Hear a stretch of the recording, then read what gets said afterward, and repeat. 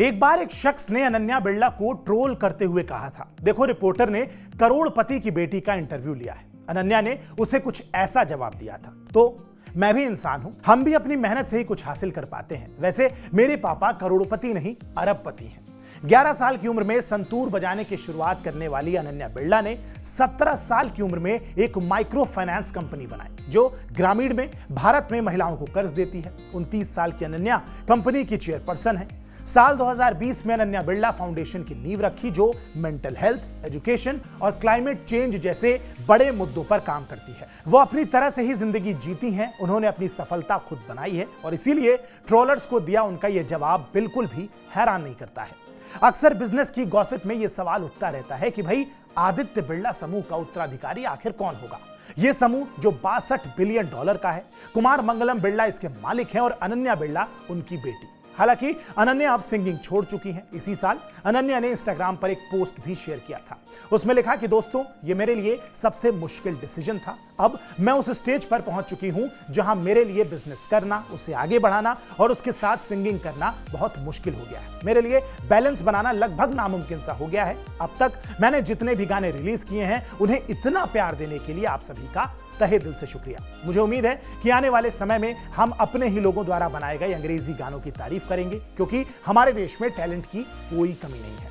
जिस ऑक्सफोर्ड में दाखिला मिलना अपने आप में एक बड़ा सम्मान होता है। अनन्या बिरला ने बिजनेस और मैनेजमेंट की पढ़ाई बीच में छोड़कर अपने उस सपने को पूरा करने वो निकल गई, जिसे वो 11 साल की उम्र से खुली आंखों से देखी जा रही थी। 2016 में अनन्या का पहला international album living the life release हुआ था, जो सोशल मीडिया पर काफी वायरल हुआ। 2 साल के अंदर उन्हें 70 से ज्यादा लाइव शोज में परफॉर्म करने का मौका मिला। अनन्या भारत की ऐसी पहली कलाकार हैं जिनके सिंगल इंग्लिश सॉन्ग्स को प्लैटिनम में शामिल किया गया है।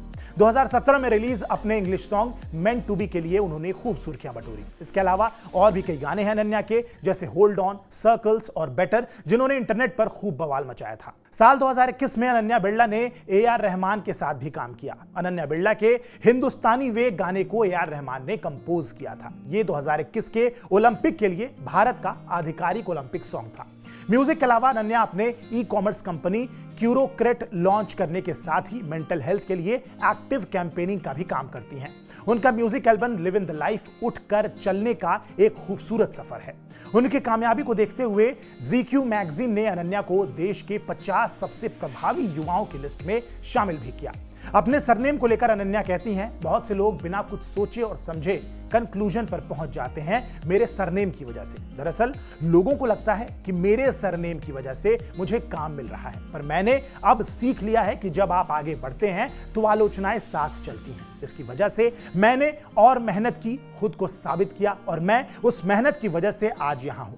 अपने सपनों को पूरा करने के लिए मैंने अपना रास्ता खुद चुना या तो खुद बनाया। मैं अपने सरनेम से हटकर अपनी पहचान बनाना चाहती हूं।